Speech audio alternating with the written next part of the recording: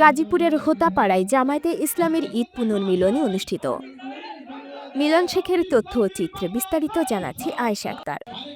গাজীপুর সদর উপজেলার হোতাপাড়ায় বাংলাদেশ জামায়াতে ইসলামীর উদ্যোগে ঈদ পুনর্মিলনী ২০২৫ অনুষ্ঠিত হয়েছে। শুক্রবার ১৩ জুন বিকেলে হোতাপাড়া কেন্দ্রীয় জামে মসজিদ প্রাঙ্গণে এ অনুষ্ঠান আয়োজন করা হয়।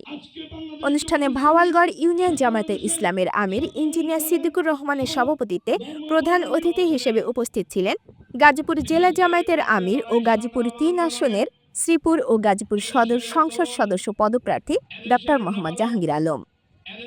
ভাওয়ালগড় ইউনিয়ন জামায়াতের সাধারণ সম্পাদক আব্দুল আজিজের সঞ্চালনায় অনুষ্ঠানে বিশেষ অতিথি ছিলেন গাজীপুর জেলার শিক্ষা সচিব মোহাম্মদ উল্লাহ এবং গাজীপুর সদর উপজেলার নায়েবে আমির প্রফেসর আব্দুল বারী।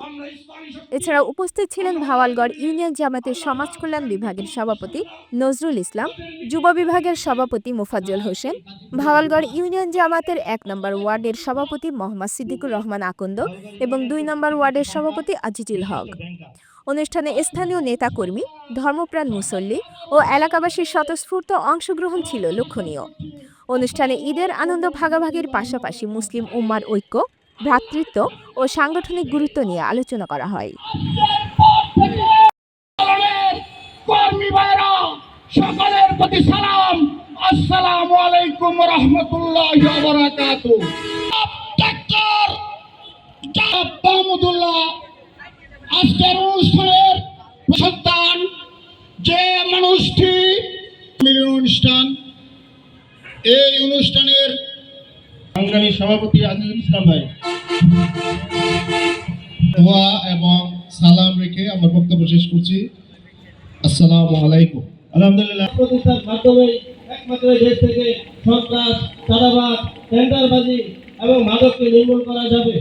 অন্যথায় আমরা কোনোভাবেই এই দেশকে মানুষকে মুক্ত করেছে, ফ্যাসিবাদকে দূর করেছে, একটি শান্তি শৃঙ্খলা বজায় রাখার জন্য, একটি সুন্দর সমাজ উপহার দেওয়ার জন্য। কিন্তু আমরা কি দেখেছি?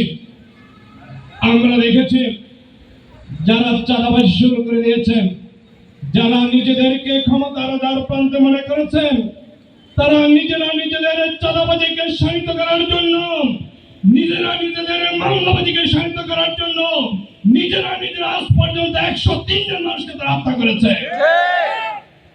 তাহলে আমরা বুঝতে পারি, যেই দল নিজেরা ১০৩ জনকে হত্যা করতে পারেন, সেই দলের হাতে কমপক্ষে বাংলাদেশের মানুষ কখনো নিরাপদ। কিন্তু দুর্নীতি তারা বন্ধ করে নাই। দুর্নীতি ছাড়া তাদের পেট চলে না। তারা চুরি ডাকাতির বিরুদ্ধে কথা বলেছে, চুরি ডাকাতি তারা বন্ধ করে নাই।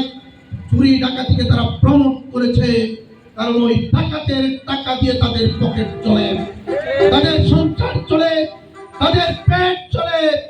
মিল ইন্ডাস্ট্রি দখল করা, ব্যবসা বাণিজ্য দখল করা, এইটা দিয়েই তাদের রাজনীতি চলে। সুতরাং তাদের হাতে দেশ নিরাপদ নয়। নিরাপদ দেশ একমাত্র সৎ হুদাবির নেতৃত্বের হাতে দেশ নিরাপদ। ৭১ সালের পরে বাংলাদেশ জামাত ইসলামকে নিষিদ্ধ করা হয়েছিল। ১৯৭৯ সালে প্রকাশ্যে জামাত ইসলামী বাংলাদেশে যখন কাজ শুরু করে, তারপর থেকে প্রতিটি সংসদে বাংলাদেশ জামাত ইসলামীর প্রতিনিধিত্ব ছিল। কিন্তু কোন সংসদ সদস্যের ১ টাকার দুর্নীতি কেউ প্রমাণ করতে পারে নাই। আমাদের ২০০১ সালে ২ জন মন্ত্রী ছিল, ৩টি মন্ত্রণালয় চালিয়েছে। এই ২ জন মন্ত্রীর বিরুদ্ধে বাংলাদেশের সকল মিডিয়া, আন্তর্জাতিক মিডিয়া, ভারতের র সহ দেশি এবং আন্তর্জাতিক বন্ধুরা তাদের বিরুদ্ধে একের পর এক তাদের দুর্নীতি খোঁজার চেষ্টা করেছে। ১ টাকার দুর্নীতি মাইক্রোস্কোপ দিয়েও খুঁজে পায় নাই, কারণ তারা দুনিয়ার কোনো মানুষকে ভয় করে নাই। তারা পৃথিবীর যিনি স্রষ্টা সেই রব্বুল আলামিনের ভয়ে তারা ভীত ছিল। এই জন্য তারা দুনিয়া থেকে কোনো দুর্নীতি অন্যায় না করে দুর্নীতি মুক্ত সমাজ প্রতিষ্ঠার জন্য তারা কাজ করেছে। আগামীতে বাংলাদেশ যদি বাংলাদেশ চলছে, আজকে যত টাকা বরাদ্দ হয়, ময়দানে আসতে আসতে তার অর্ধেক পকেটে চলে যায়। আমি আপনাদেরকে আশ্বস্ত করতে চাই, 1 টাকা বরাদ্দ হলে 1 টাকাই জনগণের কাছে আসবে ইনশাআল্লাহ। 1 টাকার দুর্নীতি আমরা করতে যাব না ইনশাআল্লাহ। আমাদের মোহাম্মদ ভাই বলেছেন ড্রেনেজ ব্যবস্থার কথা, আমরা যদি দায়িত্ব পাই, দায়িত্ব পাওয়ার 6 মাসের মধ্যে আমরা আমাদের এই জলাবদ্ধতা দূরীকরণ সহ এই ড্রেনেজ ব্যবস্থার প্রয়োজনীয় সংস্কার আমরা করার জন্য চেষ্টা করব ইনশাআল্লাহ। দ্বিতীয়ত, মাদক মুক্ত করার জন্য চেষ্টা করব ইনশাআল্লাহ।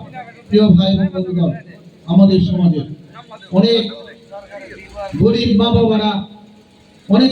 বাবারা বৃদ্ধ বয়সে অর্থভাবে কষ্ট করে জীবন যাপন করে চিকিৎসা করতে পারে না, দুমুঠো ভাত খেতে পারে না। এই তাদের দেখভালের দায়িত্বটা ছিল মূলত রাষ্ট্রের, কিন্তু এই রাষ্ট্র এই 54 বছর আমাদের দেশে এই কাজগুলো করে নাই।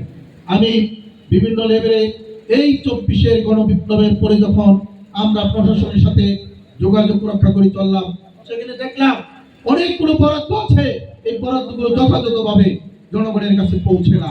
এই বরাদ্দগুলো যদি জনগণের কাছে পৌঁছতো, তাহলে আমাদের সমাজে এই ধনী দরিদ্রের এই বিশাল ব্যবধান থাকার কথা ছিল না।